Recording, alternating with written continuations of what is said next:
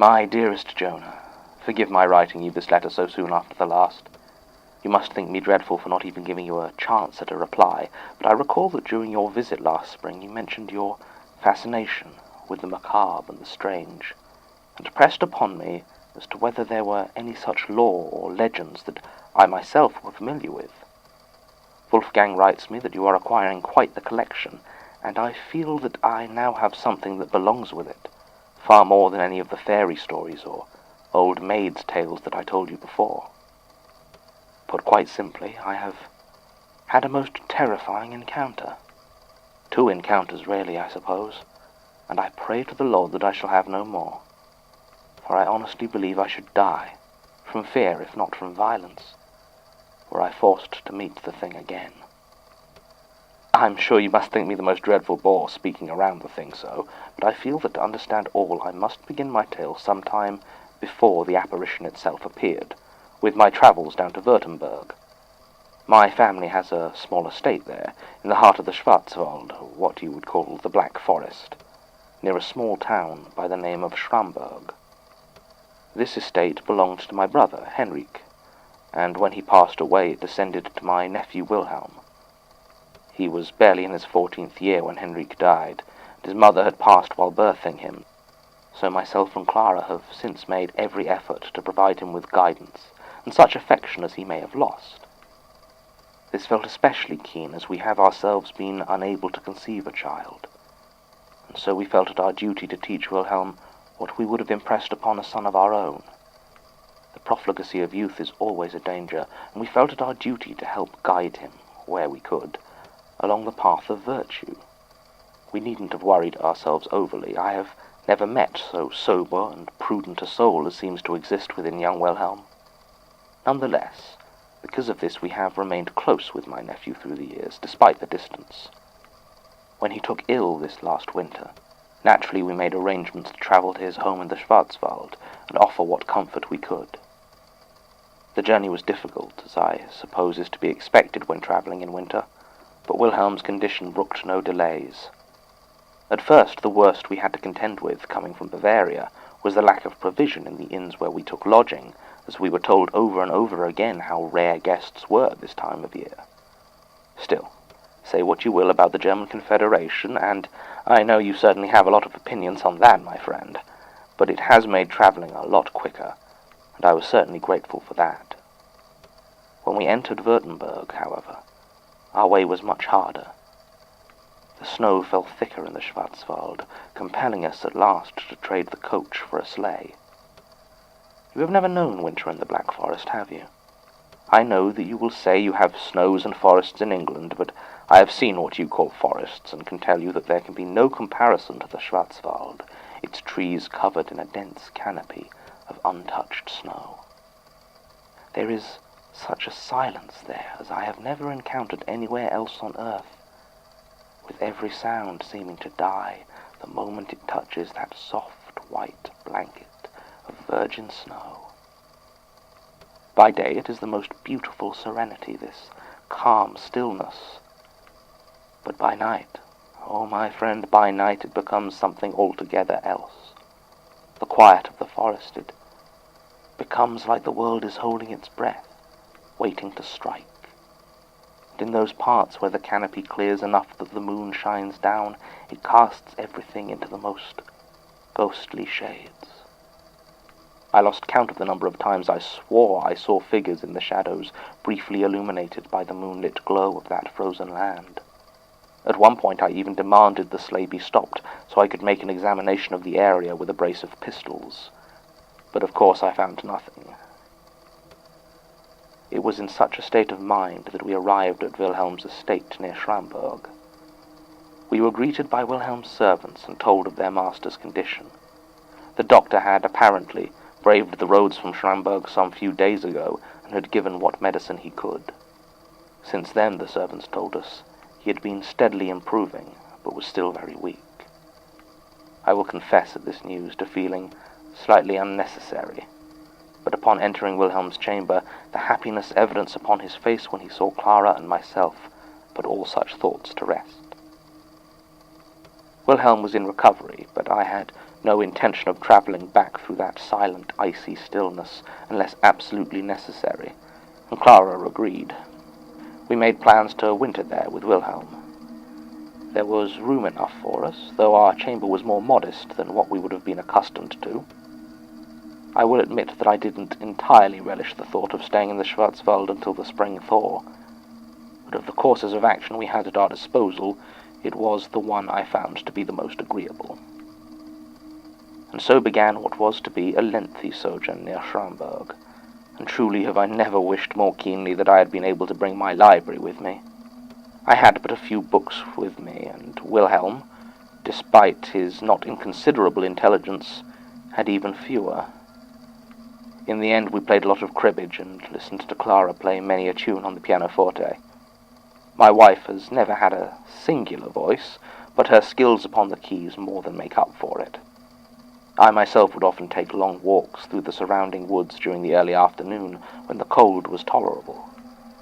Sometimes I would make my way the 2 miles to neighboring Schramberg, but more often I would simply choose a direction and stroll into the trees for as long as my fancy held me, and then simply follow my own trail of footprints back to what was, for the moment, my home. It was on one of these walks, some months into our stay, that I came upon that ancient graveyard. It must have been sunken slightly into the ground itself, as all I could see of the grave markers themselves were the merest tip of worn and crumbled granite above the snow. I could not guess at the size of the place, as every few seconds, whichever way I walked, I would spot another small bud of memorial stone blossoming through the frosted earth. I dug some snow from in front of one of the headstones. It had a broken angel atop it, both wings snapped and fallen. But the inscription was far too worn to make out any of the words. I had all but made up my mind to leave, as I knew I had little over an hour before the light began to fail me. As I turned to do so, however, I spied something not far removed among the trees, far larger and more intriguing than the graves I had found thus far. It stood about 5 feet proud above the snow, and the stone was far better quality than what I had seen so far. A small mausoleum. The door, once a sturdy iron grate, had long since rusted off its hinges, leaving only a gaping black aperture that seemed to lead deeper than the dimensions of the mausoleum would allow. Over the top, barely readable, but still most definitely there, was the name Johann von Württemberg. I was fascinated. I knew my local history well enough, and certainly was not aware of any noble of the Württemberg line named Johann. I was sure he had never been a count or a prince. More than that, there had never been, as far as I could recall, any town or settlement near this spot that could have supported a cemetery of such size. So who was Johann von Württemberg? And why had he built a mausoleum here, in the middle of the Schwarzwald, 6 miles or more from Schramberg? I had no time to investigate any further, for I realized that I needed to leave immediately if I was to return to my wife and nephew before sundown. I turned away and followed my path back as quickly as I dared. While I would normally be satisfied forging a new path the next day, something in the thought of that silent tomb drew me back, and I found myself marking trees with my pocket knife to make finding my way back the following day that much easier. I asked Wilhelm that evening over dinner whether he had ever heard of Johann von Württemberg, or was aware of the mausoleum a few miles north from his home. He told me no to both. He rarely spent time in the forest around, save for hunting, and the hunting was usually poor in the north, as the trees were too close together to easily navigate with a horse, and he had never heard of this Johann. I made some inquiries as to where I could look further into the history of the area, but there was no library of a decent size within near distance of Schramberg, and as I mentioned, Wilhelm had little in the way of books, so I let the matter drop. Nothing else of note occurred that night, and so, making my apologies the next morning, I headed out early towards the old cemetery. I made no secret of my destination, and even offered the opportunity to accompany me to both Wilhelm and Carla, but neither saw the trip as worth the cold hours it would take to reach. so it was alone that I once again made my way to that forgotten place. My marking the trees had proven unnecessary, as there had been no fresh snowfall the previous night, and my footprints from the day before were still clear and very easy to follow. The mausoleum looked exactly as I had left it, its door still yawning, and the sunlight seemed to make it very little distance over the threshold before darkness once again swallowed it. I had foreseen this and packed a lantern for the purpose of exploring the place. I was about to light it when I noticed a figure watching me from the tree line. Perhaps this place was not so forgotten after all. I had heard tales of brigands using places such as this for assignations, and was suddenly glad I had also thought to pack a pistol and shot. I approached the man, but he didn't move to flee. As I got closer, I saw him in more detail. He was short and squat, wearing an old-fashioned black frock coat and knee breeches, though his head was shadowed by a wide-brimmed black hat. By his costume, I assumed him to be an old man, perhaps a groundskeeper for this place, or simply a recluse that lived nearby.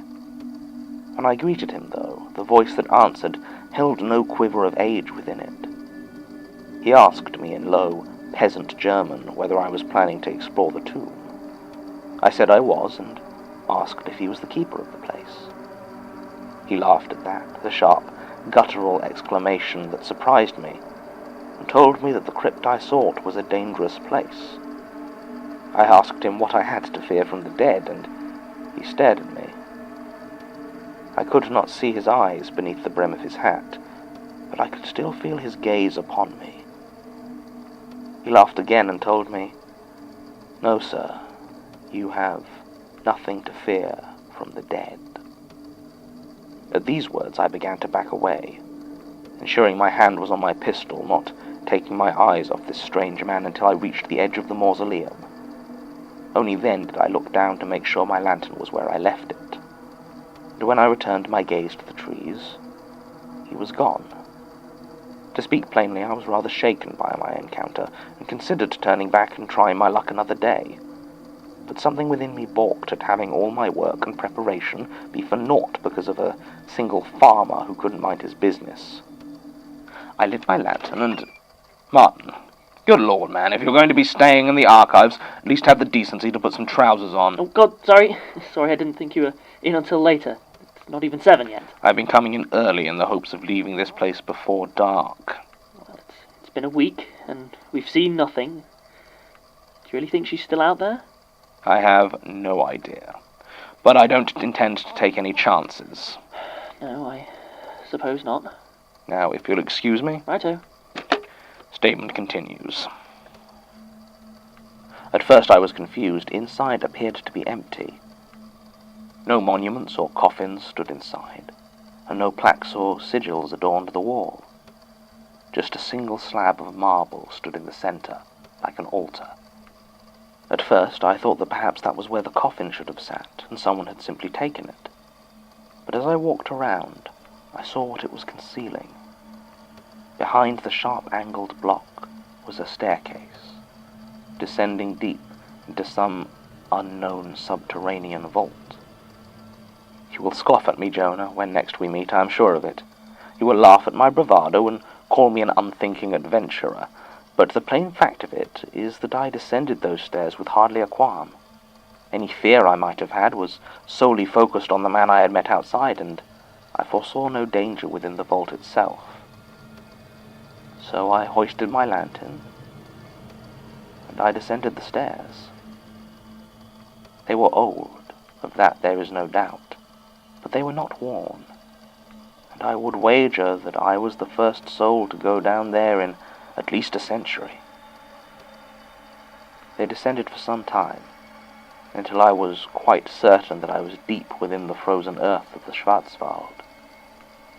At last the steps ended in a short corridor, and I could see the bricks that formed the walls and arched ceiling had crumbled and shifted in places, allowing ingress to the thick roots of the trees above, which coiled and splayed across those parts of the passage in most need of repair. After about a minute of walking, the passage opened out into a large chamber. In the center stood another block of marble, almost identical to the one I had seen upstairs. But atop this one was a sealed stone coffin. The name Johann von Württemberg was carved here too, though preserved in much clearer detail without the elements to wear it away. As I gazed at it, I noticed that the wall of the room did not appear to be stone, as the passage or the mausoleum had been. I walked cautiously closer, until my lantern illuminated it clearly. The walls were covered with bookshelves, packed in with such a density that it was impossible to tell if there was a real wall behind them, or if the books themselves formed the only bulwark against the soil. They were, unfortunately, terribly rotten. The centuries had not been kind to them, and as I tried to move one of them, I realized that the damp had, over time, caused them to merge into a single mass of paper and book-cloth. Predictable as this may have been, I still felt the most acute pang of loss. To see such a volume of knowledge, possibly unique in all the world, utterly destroyed, was incredibly painful to me. The actual shelves were formed of the same marble as the two blocks, and seemed to have fared better. As I looked at them, I noticed a small engraving, carved at regular intervals along the edge of each one. It was a small eye, open and staring. For some reason, it was only at that moment that I began to feel afraid. Of what, I couldn't tell you, but those small eyes filled me with a dread that I have trouble describing to you now. Certainly I backed away from the bookshelves and was all set to depart when my lantern caught on something in the corner of the room, or more precisely two things. The first was a small gold coin that glinted on the floor. The second was a book, perhaps fallen from the shelves long ago. It was in far better condition than the others, perhaps due to where it had lain, and I was able to very carefully open it. I was disappointed to see that it was not written in German or even French or Latin, but appeared to be in Arabic. It seemed to be an illuminated manuscript of sorts, produced by hand and utterly beautiful, though I could not for the life of me have told you what it concerned. I took the book and the coin to study later, and hastily left the vault, the lingering fear making me feel as though some unseen pursuer might come upon me if I hesitated. I drew my pistol as I left the mausoleum, just in case the strange short man from earlier was waiting to accost me. There was no sign of anyone outside in that clear daylight. I hurried back, though I still had many hours before dusk. As I went, I noticed that the snow on the trees was beginning to thaw, and took comfort in the knowledge that Carla and myself would likely be able to return to Closen soon. Wilhelm was fully recovered from his fever, and by the time I was at dinner, all traces of my earlier fear had disappeared, and I was in excellent spirits. I retired afterwards to smoke a pipe or two, and examine my finds at greater length. The book, though beautiful, stubbornly refused to offer up any clues to its contents. With your permission, I'll bring it over for your expert eyes next time I have the pleasure of your company. The coin, on the other hand, was more interesting. On one side it had an engraved profile of a sharp-faced young man with long, flowing hair. Over the top ran the letters J.W., and at the bottom was the number 1279. If this was the date the coin was produced, then I don't need to tell you how exciting a find this might be. The other side was blank, save for 3 words, very small and worn, but I could just about read them. They read, "Für die Stille."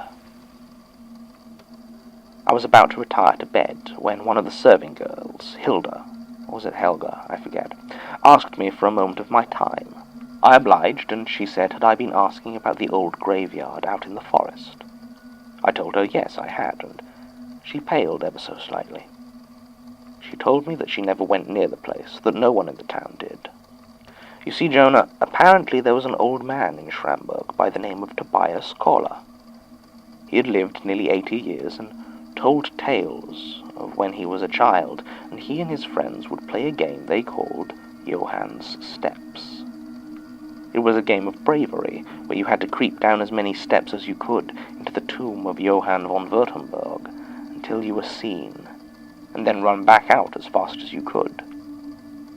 Tobias would never say who or what you were seen by, and always ignored the question. Well, apparently the parents of these children found out about this game, and one of them, the mother of Tobias's friends Hans Winkler, decided to put an end to it. She stormed into the cemetery and, seeing Hans entering the museum for his turn, she ran inside after him and down the steps. None of the children saw what happened, but they all heard the scream. They fled back to town, and when they told of what had happened, the town priest, whose name Tobias does not remember, simply nodded, and gathering up 6 strong, though deeply fearful men, they headed out towards the cemetery. None of that party ever spoke of what they saw or found there, but Hans went to live with the Becker family out on their small farm. No one played Johann's Steps again, and the cemetery was once again left deserted. The only other thing Tobias remembered was that he had once heard a great-uncle refer to Johann von Württemberg as Ulrich's bastard, which, if the date on the coin was correct, may be referring to Ulrich I or Ulrich II, but either way, that place's history must stretch back almost 600 years. But now I feel I have talked around it long enough. I could fill a dozen more pages with preamble and research, yet none of that is why I have written to you as I have. No, I am writing to you to describe what I saw the last night I stayed at Wilhelm's, the event that led to my and Carla leaving a week earlier than we had planned. It was 3 days after I had heard Tobias's story that it happened. I had packed the coin and the book away in a fit of superstition and had decided to take a short stroll as the sun was setting. It was beautiful. The crimsons of the darkening sky danced upon what snow was left, staining it the deepest red. I walked around the house, smoking my pipe, until I came upon the tracks I had left when heading towards the old graveyard. As the snow melted, it had formed my footprints into packed dirt and ice that almost seemed to glow in the waning daylight. I gazed at them and froze. I had made 2 trips to the mausoleum that winter, and sure enough there were 2 stark sets of footprints heading north.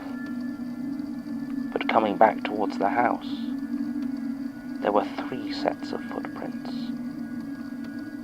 I felt the presence behind me, and I turned around. It was the man from the cemetery.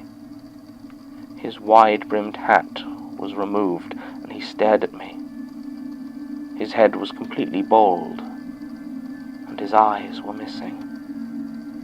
They were just empty sockets, but they stared at me. They saw me. Believe or dismiss anything else in my letter as you wish, Jonah, but I swear to you that I stood face to face with a man with no eyes, and he saw me. I backed away too quickly and slipped, falling hard upon the ground. In a second he was above me, and he smiled. He said something to me, but my mind was aflame with panic, and I didn't hear what it was. He reached towards me slowly, insolently, as though he sought to savor this moment and would not be rushed. Then, quite without warning, he stopped. His head snapped up to stare at something like a gun dog that hears a shot. He stood there, hand poised as though in indecision. And then he vanished, as though he had never been there, and I simply lay upon the ground, winded and afraid. Night had fallen by the time I finally pulled myself together enough to run back into the house and begin packing. I told Carla we had to leave as soon as possible, though was vague as to the reasons. I still haven't told her why.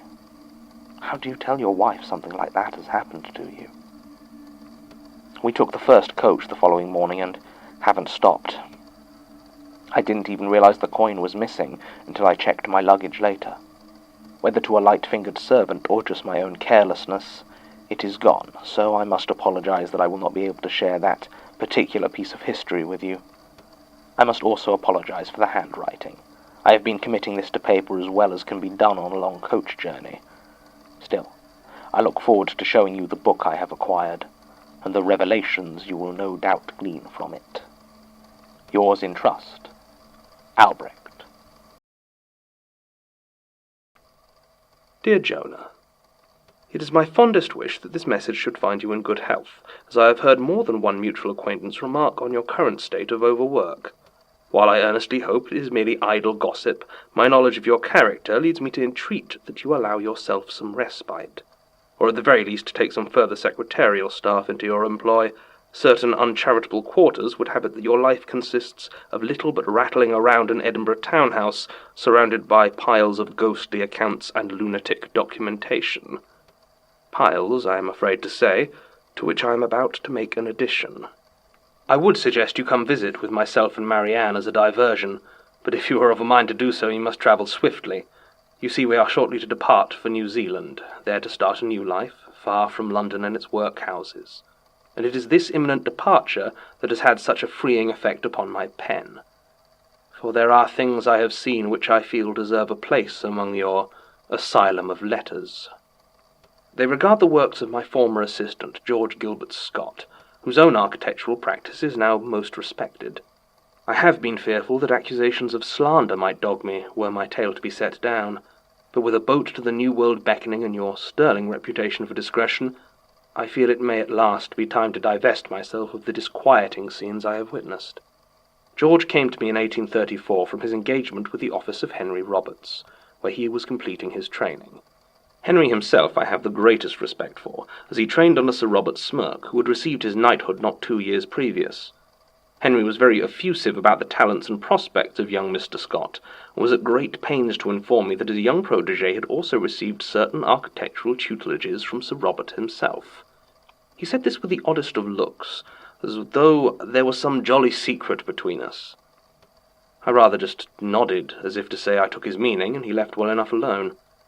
He even showed me George's work on drafting his plans for the Fishmonger's Hall near London Bridge, which had opened to great acclaim. It certainly seemed clear to me that he would make a fine assistant, at least for as long as I were able to keep him. And so we began our brief collaboration, the subject of which was the workhouse, a topic, as I'm sure you recall, very close to my heart. The plight of the poor and destitute has been a national disgrace for far too long, and when I was handed the task of designing them by the Poor Law Commissioners, it was an undertaking I embarked on with no small amount of zeal. My original designs were intended to assist in the easy segregation of inmates by sex, age, or infirmity, with capacity and utility foremost in my mind. I know many look on the workhouse with disdain, calling it the pauper's Bastille, and seeing very little distinction between the workhouse and the prison, but this is a deeply myopic view to take. The prison keeps its population for the safety and improvement of society at large, while the workhouse exists for the improvement of the inmates themselves. To criticize the conditions as harsh is to overlook the basic moral imperative of work itself, and I firmly believe that to dismiss the punitive as a valid form of moral improvement is to consign many a poor soul to perdition. But I digress, Jonah. I am so used to penning defences of my designs that it seems I can write little which does not do so.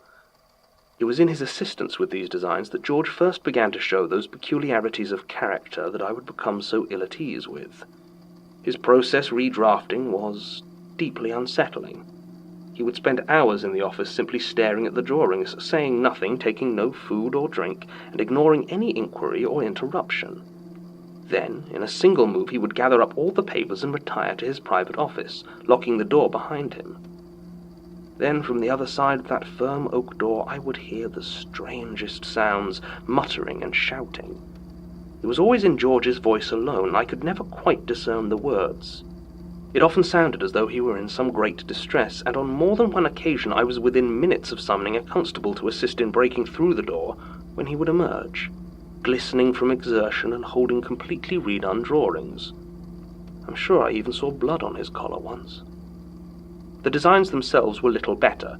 he would take the solid functionality of my original plans and remake them in all sorts of odd symmetries which, while architecturally intriguing, generally sacrificed many practical considerations.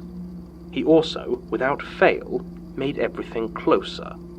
Passageways would be narrowed and sleeping quarters shrunk, until a building designed to hold 300 paupers would be remade to house almost twice that number. As I mentioned before, I have no objection to harsh conditions within the workhouse to dissuade the idle from taking residence there, but the cramped plans that George would present me bordered upon the claustrophobic, and I was generally unable to use them. Each time I told him so, his face would tighten in momentary anger, and his lips would go white. Then I would watch as he took that rage and discarded it, once again becoming the genial, if somewhat serious, young man I had first met. It was an odd sight. When his father died in 1834, it came as no great surprise to me that he chose to resign from my service. He told me he considered it necessary to become the provider for his family, though I have my suspicions he was also eager to no longer have his designs subject to my scrutiny. I wished him well, naturally, but could not honestly say I was not somewhat relieved by his departure. It was shortly after this I received an invitation to a small social gathering hosted by Henry Roberts. It was there that I met Sir Robert Smirk. He was a tall man, with sharp, almost saturnine features and eyes that seemed to regard you in ratios and pounds of raw material. He was polite and gregarious, but I found him difficult to talk to at length, as he seemed to be forever further ahead in the conversation than I was, and I could never be sure whether or not I was boring him. When I realized that George was not present, and there was no sign of his imminent arrival, I resolved to raise the matter with Sir Robert regarding what exactly his tutelage had entailed. At the mention of the name George Gilbert Scott, Sir Robert's face flushed suddenly, with anger in a manner not entirely unlike that of his protégé. He asked me what my interest was in Mr. Scott, and I told him that he had, until recently, been engaged as my assistant. At this, Sir Robert gave a small laugh of satisfaction, and told me I did not realize exactly how lucky an escape I may have had. I asked again what exactly his training had entailed, and Sir Robert stared at me for a silent minute, before he finally nodded his head. Balance, he told me. Equilibrium, the hardest thing for an architect to achieve. Symmetry is easy, but does not in and of itself result in balance.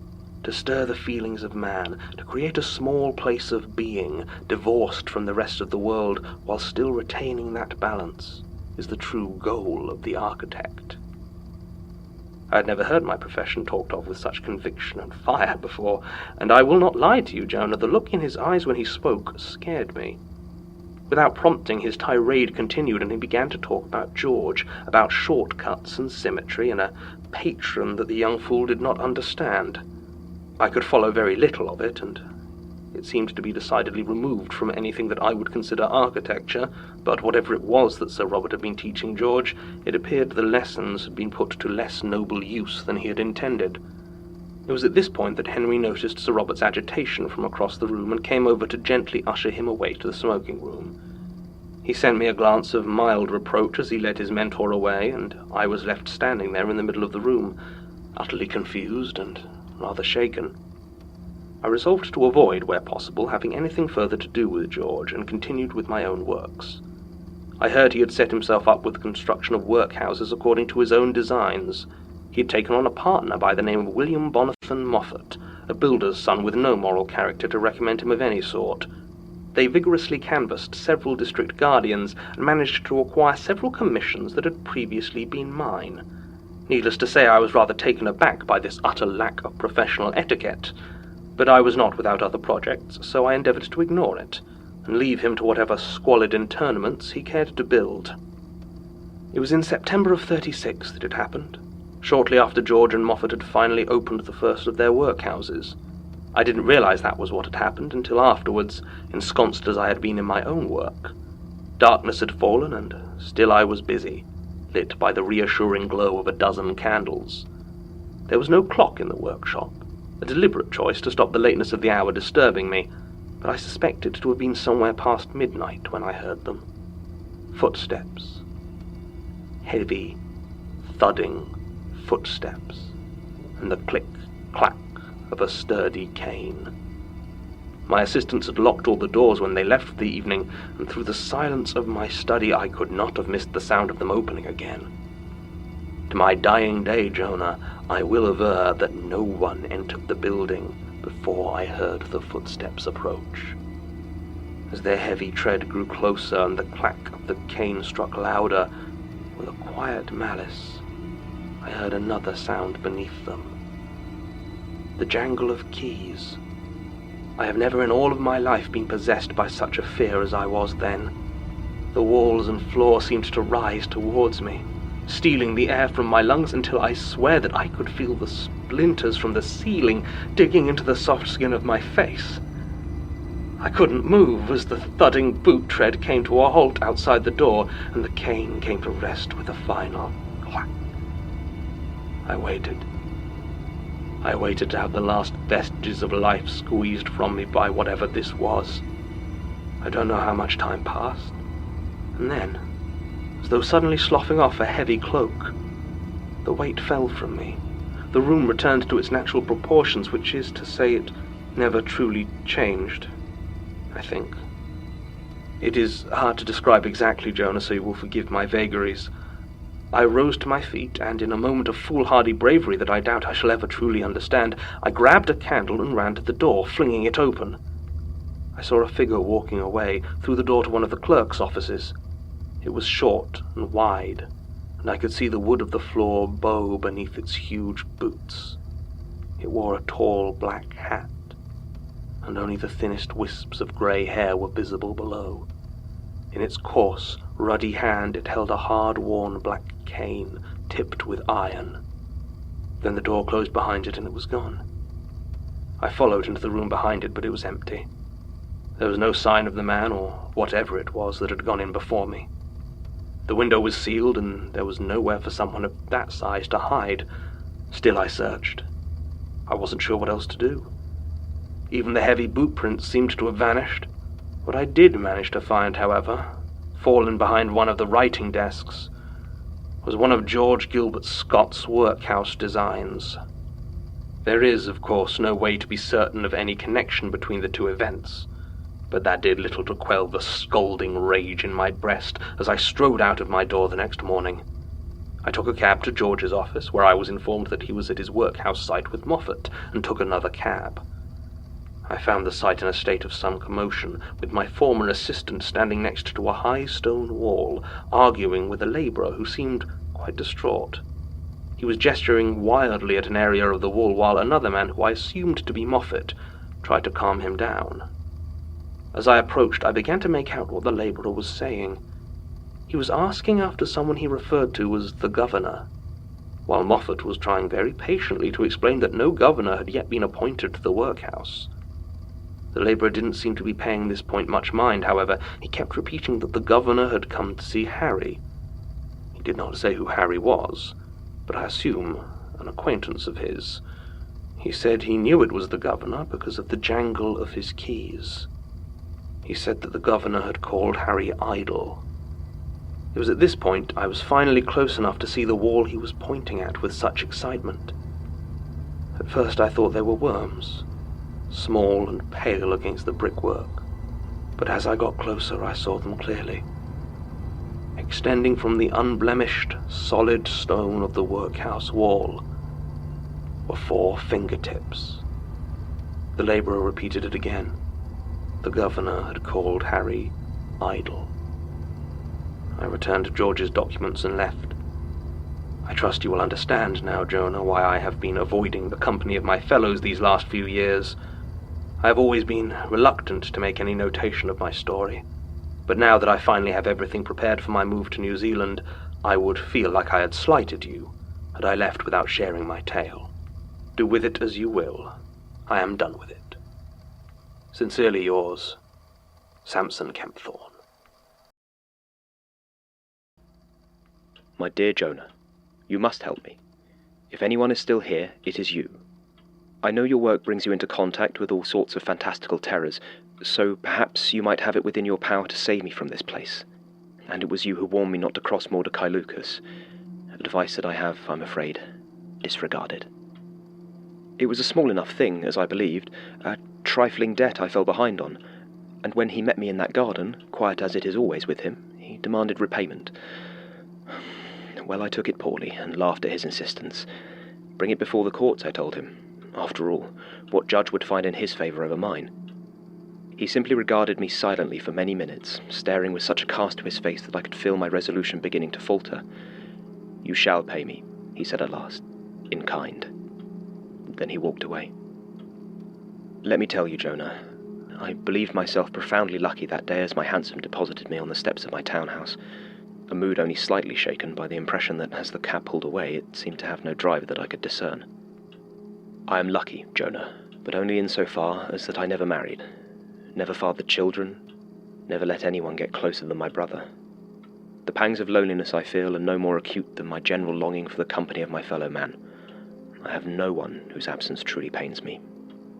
And yet here, in this empty world, I cannot but spend these nights, these dreadful silent nights, huddled and frozen in some terrible fear I find myself unable to name. I almost think I hear the mocking joy of my friends, but there is nobody here, and never shall be again. I try to read, to lose myself in something that is not the absence of humanity. How is it that the books speak to me of my isolation more acutely than the silence?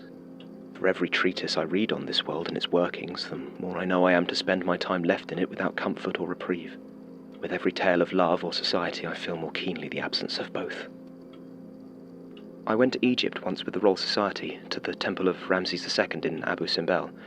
The place was remarkable, of course, but what sticks so keenly in my mind is the journey. 2 days earlier, on the road from Aswan, I found myself separated from my fellow travellers. I do not know how it happened, but I spent 2 hours alone there, under the blazing sun, staring across the vast, empty expanses of that ancient country. I revelled in the silence then, embraced the loneliness like an old friend, but now that friend has devoured me, and I shall not emerge from its jaws. Not without your help. And you must help me, Jonah. If anyone knows of what might break me from this dreadful place, it is you. I know that what is done by those I cannot see might be felt here. I have found glasses broken and pages torn that were not so the night before. It is my hope that if I leave a letter here in your institute, you might find it. You might be able to save me. I have no other hope. Please, Jonah, if you have any compassion within your heart, you will not leave me in this place. Your loyal servant, Barnabas. Jonah, I must first and foremost decline your generous offer of a medical position servicing Millbank Penitentiary. While the terms you have laid out are, no doubt, more than adequate, I have, of these last months, come to the unfortunate conclusion that our intimacy and friendship must cease immediately. I do not know what interest you have in the poor condemned souls within those walls, nor do I care to guess.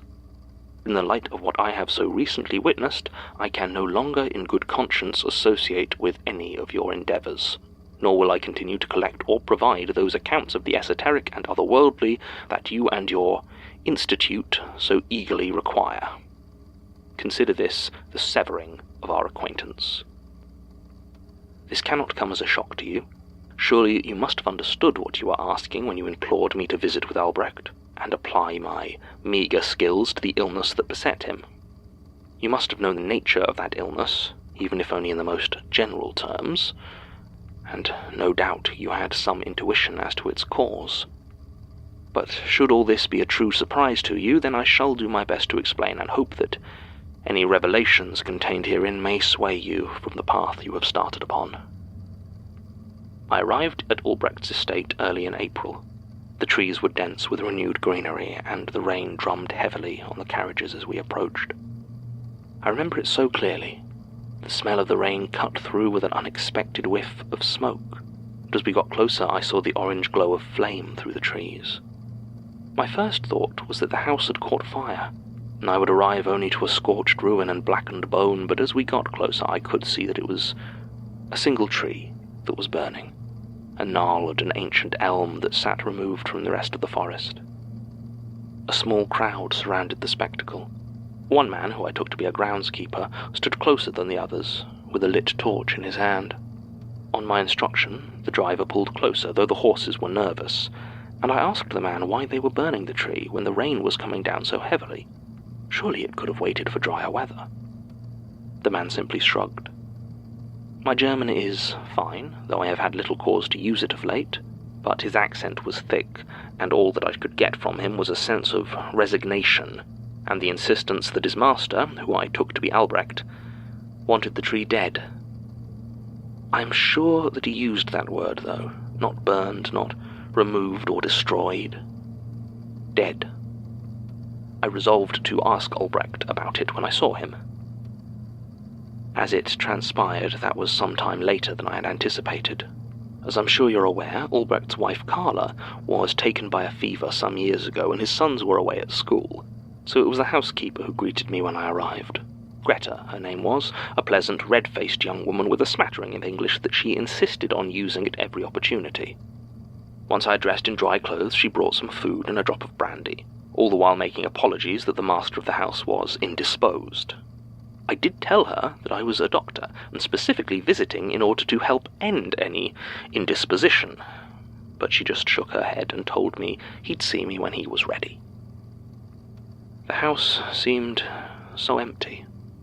The rain battered on the window and the clocks ticked away in every room, but there seemed no sound of life to be found anywhere. As I sat in the drawing room, I realized Greta had left the door behind me open to the corridor beyond.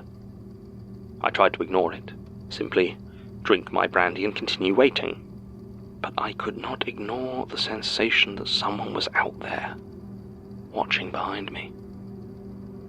The corridor was dark, and I thought for a second I could make out a shape crouched there. But there was nothing, so I closed the door.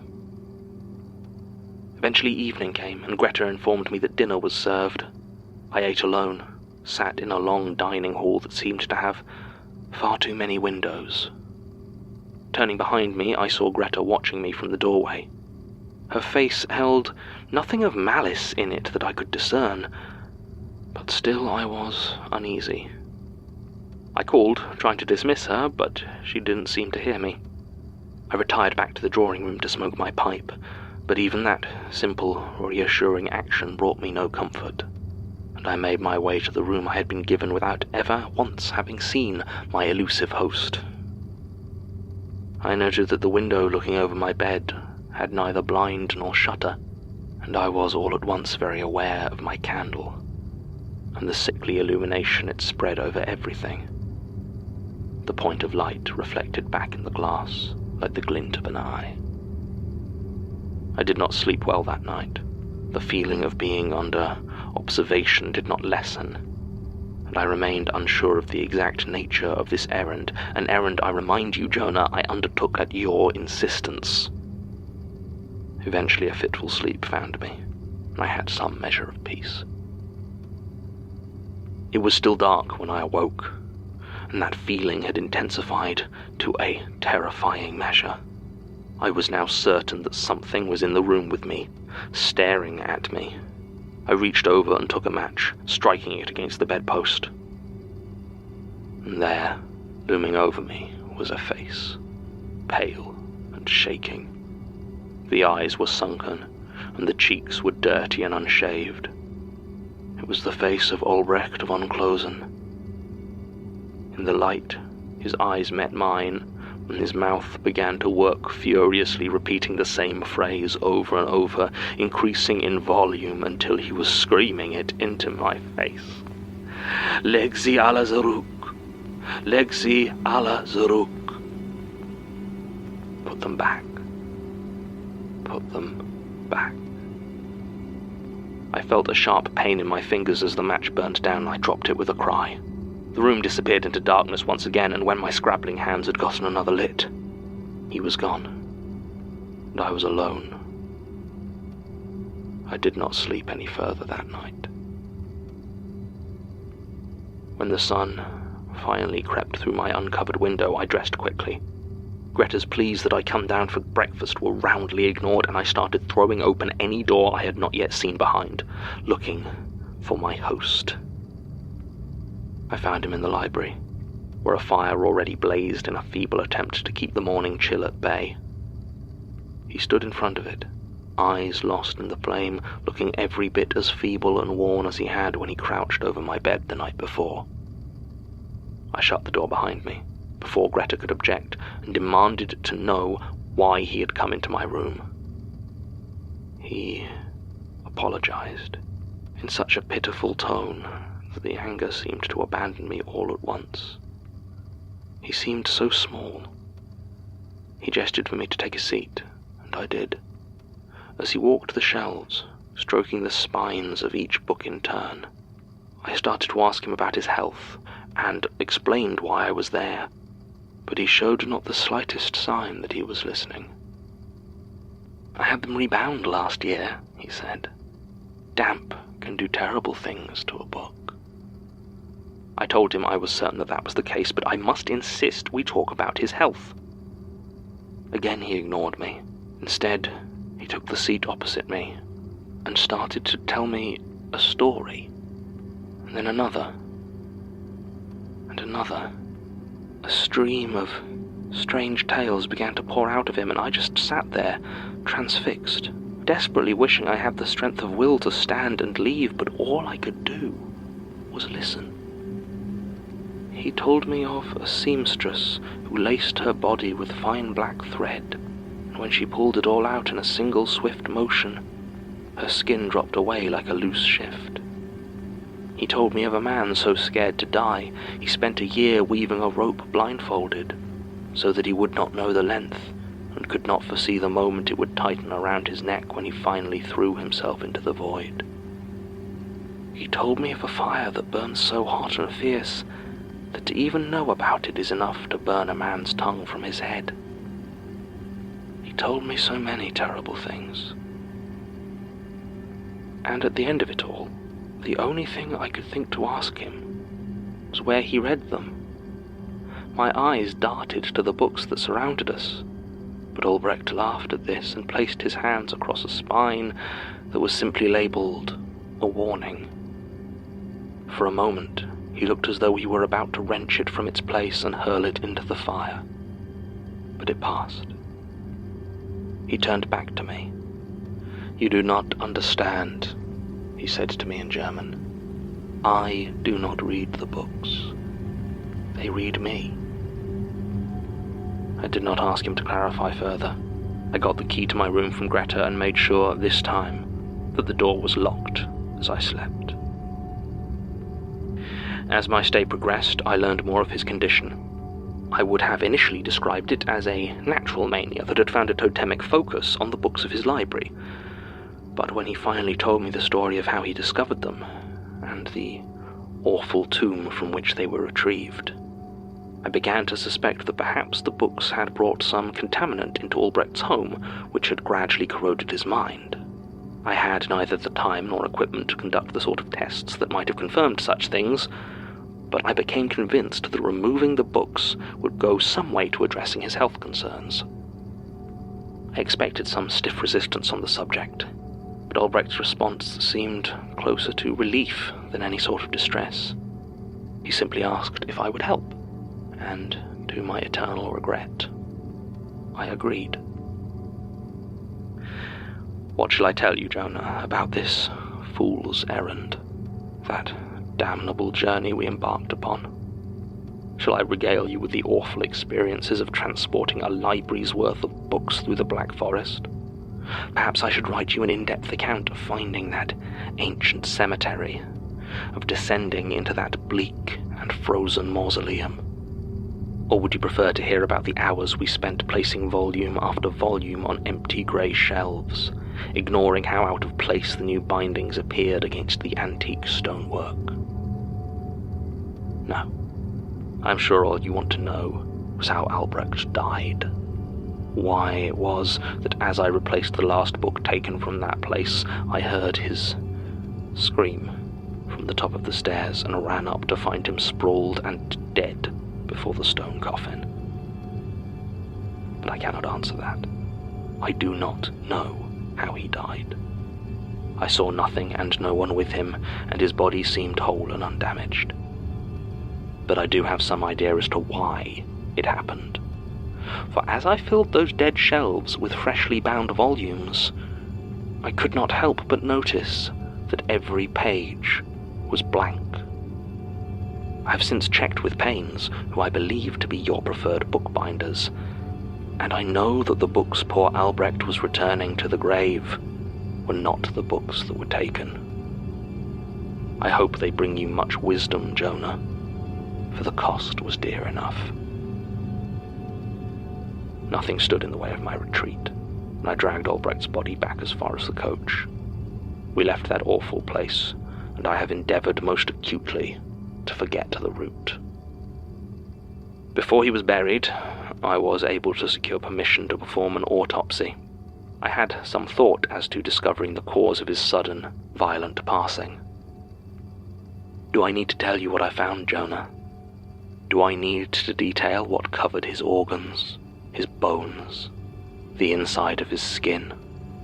What clustered together in their dozens and all turned as one to focus on me as I opened his chest, their pupils constricting in the light, with irises of every hue and colour. Because whatever it was that did this to him, I know in my heart that it is your fault. I have had the body burned. Please do not write to me again. Your obedient servant, Dr. Jonathan Fanshawe. My dear Jonah, you will forgive me, I hope, for being so forward, but I feel I must break the silence that has characterized our acquaintance for these past decades. You see, Jonah, I feel the hour of my death approaching, and, though you have always been reluctant to pay due heed to my warnings or counsel, I continue to see in you the reflection of my own past hubris. I could not go easy to my grave without offering you one last plea for your restraint. What we built at Millbank should be left well enough alone, resigned to the nightmares of the reprobates and brigands contained within its walls. I have been blessed with a long life, something few who cross paths with the dread powers can boast. But now, at the end of it, my true fear is that I have wasted it chasing an impossible dream. To speak plain, I have begun to lose faith in the possibility of balance, of any sort of equilibrium among them.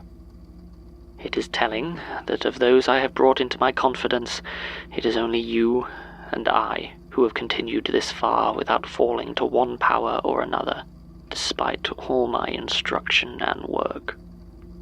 This is, of course, assuming you have not taken the path of the eye that I know has called us both for so long, even since before we began our work on Millbank. I suppose I had to believe that the darker natures of our terror could be kept in check, weighed against each other so that the great wheel would keep turning forever, without reaching the velocity I feared would crush us. Perhaps my sin was to see them as something that could be knowable and harnessed. I'm sure you recall what happened with the Reform Club, but you may be unaware of some of my other experiments below the very streets of London. Places I have tried to cover with churches of all things, in the faint hope that perhaps the sight of our Saviour will be enough to contain them. A rather feeble hope for my own salvation. Did I ever tell you about the dreams? I'm sure I must have. I would dream about them, you see, as a young man, long before I devised my taxonomy.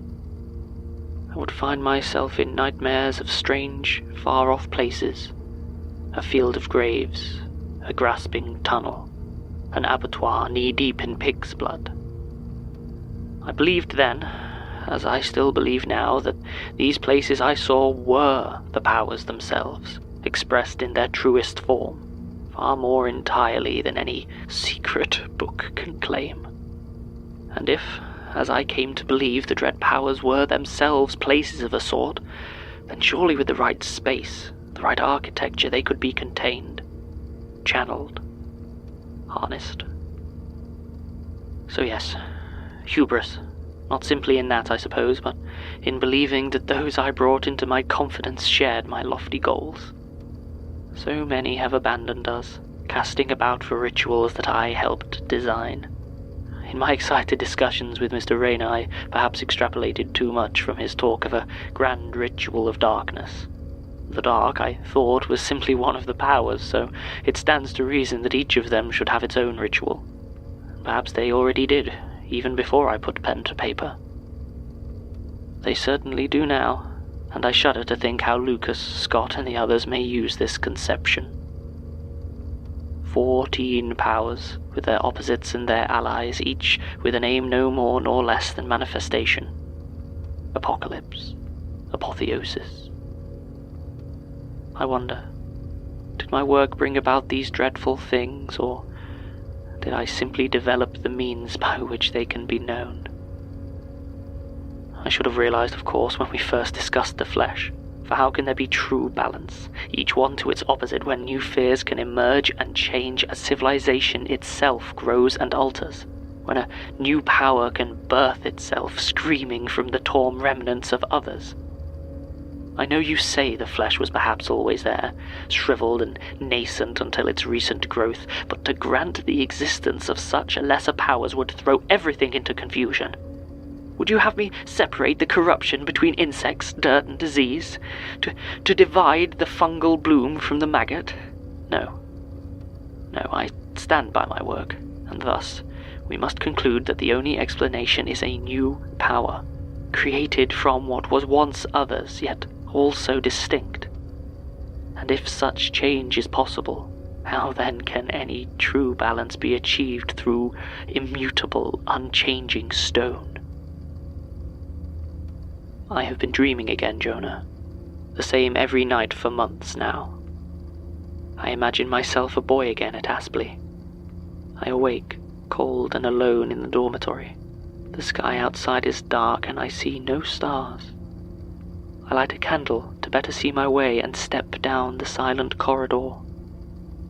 The master's rooms are empty. The fire in the kitchen is dead. Eventually my steps lead out into the courtyard. It is so quiet that the sound of my feet upon the grass is painful to my ears. I stop and look up at the sky, that empty black nothing, and I see the edges of the horizon becoming a dull white. I cannot understand what I am looking at. And then the sky blinks, and I awake. I am not a fool. I know well enough what this dream is likely to mean, and I warn you again that if you have any remaining ambitions to use our work to try and wear the Watcher's crown, you must abandon them. Not simply for the sake of your own soul, but for that of the world. I have always had the utmost respect for you as a man of dignity and learning. Do not allow yourself to fall to this madness. I have been thinking, of late, about the first origin of the dread powers, if such beings can really be said to have true origins. Are they eternal, or were they created from our own fear by some grand accident, or, worse, some grand design? I believe the latter to be the case, as you well know, for I have in vain struggled to reconcile their creation with the existence of a loving God. They are not demons, of this I am sure, though we have drawn parallels with their acolytes and certain monstrous figures from ancient myth. No, I feel certain they were brought into existence by some ancient civilization, some foolish tribe from prehistory. Do you know of Alexander Cunningham? He's been working with the Viceroy of India on the Indus Valley digs and has discovered some quite remarkable things. Burial pits full of burned bones and ash, skulls with markings as though the eyes were removed, and others that seem buried alive. Perhaps a dying civilization sought to harness its own terror, as we once thought to harness its results. Of course, such things are pure conjecture. I have not brought Cunningham into my confidence on this, nor do I believe there will be any cause to, even if there was still time remaining to me. Perhaps you wonder why I am so convinced of my imminent demise, and why I should see it as a cause to reach out to you, after so much silence and distrust has passed between us. Certainly, you must either wonder, or you already know all too well. I have been watched for some time now, since shortly before the dreams began. It was subtle at first, easy to ignore and dismiss. What possible harm could there be in the idle glance of a footman, staring at you as you leave your home, and no doubt the shopkeeper is permitted to watch whomsoever he pleases within the confines of his own establishment. So I have been reassuring myself, as I attempted to ignore my own growing disquiet. But what is not to be dismissed is when your driver, on the long road from London, takes his eyes from the horses and begins to turn his head, slowly at first, but with a clear determination, inch by inch without ceasing, neck cracking and skin stretching, until his whole head seems as though it were placed atop his shoulders in reverse by some careless sculptor. The others in my carriage seemed not to mark this awful sight, but I could scarce look away, and the eyes of this twisted figure were locked on my own, tears streaming from their corners. It was such a dreadful spectacle that it took every ounce of my composure not to hurl myself bodily from the coach. The journey was not a short one, and for all those hours the driver did not for a second look away. The horses seemed to take it all in stride. Since then I have attempted to avoid such situations and have travelled primarily by the railway, but even then it seems I cannot avoid the ceaseless gaze of those silent figures who gather along the sides of the track to stare at me as I pass. I count the billowing smoke as a blessing, for although it sends me into coughing fits, it at least serves to hide me from their relentless eyes. I am choosing to assume that these manifestations are unintentional, Jonah, and you have not simply decided to implore a dark patron to end the life of an old man. I further find myself supposing that they may emanate from your own intrigues and preparations to culminate those plans which we agreed to abandon so many decades ago. I beg you, do not pursue this goal. If only a single lesson may be gleaned from my life of long study and longer hardship, it is that the fear of death is natural, and to flee from it will only bring greater misery. Repent of your sins, Jonah. Seek forgiveness. I am certain the dread powers cannot take a soul that keeps faith in the resurrection. As for myself, I must cling to hope, for I cannot ultimately deny the wavering of my own faith. I have pleaded with the Lord to give me strength, to help shield me from the things I have sought these many decades, to protect me as my end draws near. I do not believe my prayers have been heard. Last night I was awoken by a noise from the drawing room. I was in my own bed, and the moon shone through the window, casting the place into a pale and sickly hue, though it was illumination enough to assure myself I was alone. The noise came again, however, and I called out to Laura, asking if she had woken in the night. There was no reply. I struck a match and lit my meagre candle, clinging desperately to its small pinprick of warmth and light, and I crept towards the drawing room. The door opened slowly, and the room within was in pitch darkness, the heavy curtains having been drawn across the window. In the sputtering glow of the candle I could see a figure stood in the corner opposite the door. It wore a long nightdress, and seemed at a glance to be my dear sweet Laura. I let out a breath and began to settle myself, asking her what she was doing out of bed. She did not respond, however. She remained silent instead, facing into the corner of the room. I approached slowly, that restored confidence fleeing me as swiftly as it had arrived, and asked her again. This time she began to turn, with such a slowness I was reminded instantly of the driver.